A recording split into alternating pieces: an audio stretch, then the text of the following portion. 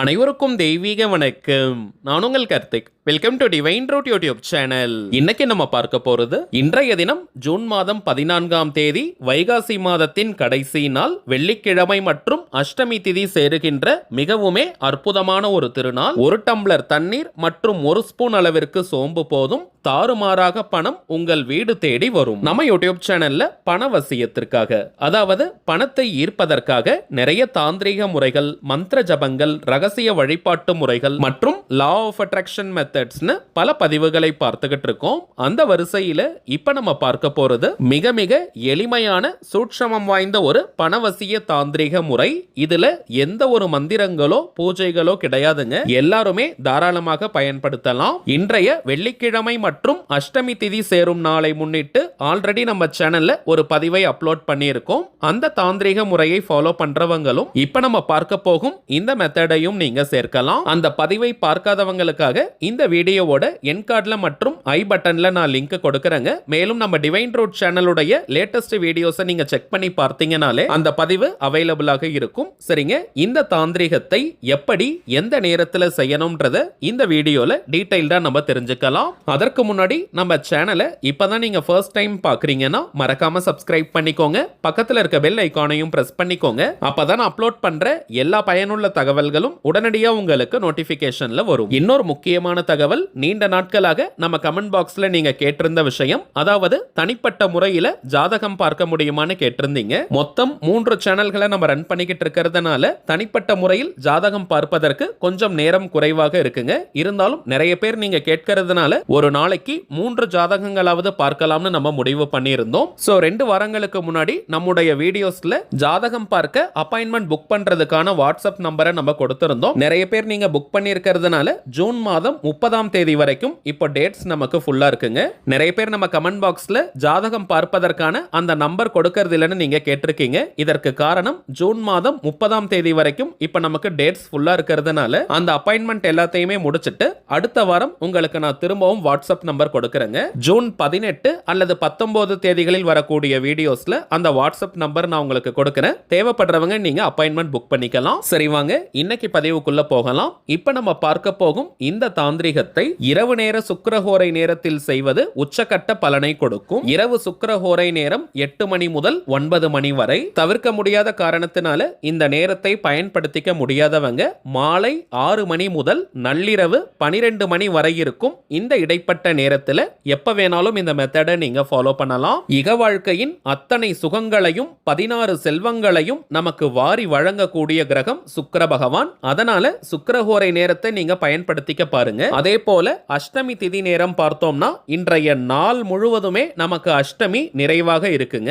இன்றைய ஒரு நாள் மட்டும் இந்த தாந்திரிகத்தை நீங்க செய்தாலே போதும். பொதுவாகவே மாதத்தின் கடைசியில் வரக்கூடிய வெள்ளிக்கிழமைக்கு ஆற்றல் அதிகம். அன்றைய தினம் நாம் செய்யக்கூடிய எந்த ஒரு பணவசிய முறையாக இருந்தாலும் அதற்கு பிரம்மாண்டமான பலன்கள் கிடைக்கும். அதன் அடிப்படையில் இன்றைய தினம் வைகாசி மாதத்தின் கடைசி நாள், அதாவது 32ஆம் தேதி. இந்த கடைசி நாளில் வெள்ளிக்கிழமை வந்திருக்கிறது ரொம்பவுமே விசேஷம். சோ இந்த அற்புதமான நாளை யாருமே நீங்க தவற விடாதீங்க. மேலும் இந்த தாந்திரிகத்துல எந்த ஒரு மந்திர ஜபங்களோ நாம ஜபங்கள் அல்லது பூஜைகளோ கிடையாதுங்க. சோ எல்லாருமே இதை தாராளமாக நீங்க கடைபிடிக்கலாம். எந்த ஒரு கட்டுப்பாடுகளும் இல்லை. அதாவது நீங்க குளிச்சிட்டு தான் இந்த மெத்தடை ஃபாலோ பண்ணணும்னு கிடையாது.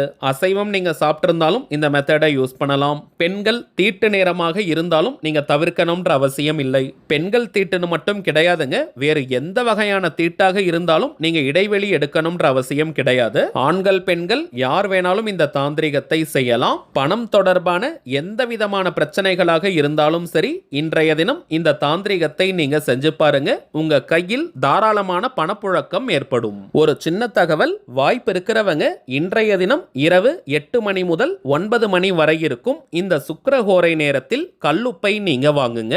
இந்த குறிப்பிட்ட நேரத்தில் கல்லுப்பை வாங்கி வீட்டுக்கு நம்ம எடுத்துட்டு வரும்பொழுது மகாலட்சுமி தாயாரை நேரடியாக நம்முடைய வீட்டிற்கு அழைத்து வருவதற்கு சமம். வாங்கிய கல்லுப்பை அந்த பாக்கெட் பிரிக்காமல் நீங்க பூஜை அறையில வச்சிருங்க. அரை மணி நேரத்திற்கு பிறகு அந்த கல்லுப்பு பாக்கெட்டை நீங்க சமையலறை அல்லது ஸ்டோர் ரூம்ல எடுத்துட்டு போய் வச்சிடலாம். வெள்ளிக்கிழமை அன்னைக்கு கல்லுப்பை வாங்குவது மிக மிக விசேஷமானது. சரி, வாங்க இன்னைக்கு மெத்தட் குள்ள போகலாம். தாந்திரிக முறையினாலே அதற்கு சில புறப்பொருட்கள் தேவை.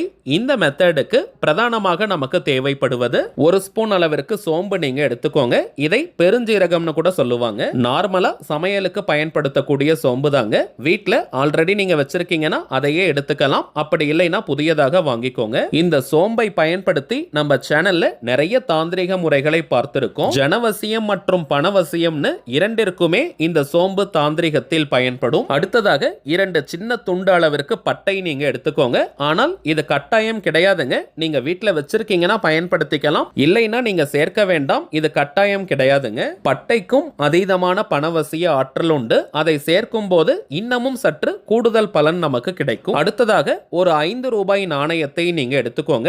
5 ரூபீஸ் காயின் எடுத்துக்கணும். மற்ற நாணயங்களை காட்டிலும் 5 ரூபாய் நாணயத்திற்கு பணவசியம் மற்றும் கடனை தீர்க்கக்கூடிய ஆற்றல் உண்டு. சோ 5 ரூபாய் நாணயத்தை நீங்க எடுத்துக்கோங்க. அதற்கு பிறகு ஒரு சின்ன டம்ளர்ல தண்ணீர் அல்லது பன்னீரை நீங்க எடுத்துக்கோங்க. பிளாஸ்டிக் டம்ளர் மட்டும் நீங்க யூஸ் பண்ணாதீங்க. வேற எந்த மெட்டல் அல்லது கண்ணாடியை நீங்க யூஸ் பண்ணிக்கலாம். கண்ணாடி பவுல் நீங்க வச்சிருக்கீங்கன்னா அதை கூட பயன்படுத்திக்கலாம். பன்னீர் நீங்க வச்சிருக்கீங்கன்னா அதை எடுத்துக்கோங்க. அப்படி இல்லைன்னா சுத்தமான குடிக்கிற தண்ணீர் தாங்க நீங்க எடுக்கணும். இப்ப அந்த தண்ணீர்ல 1 ஸ்பூன் அளவிற்கு சோம்பு நீங்க ஆட் பண்ணிக்கோங்க.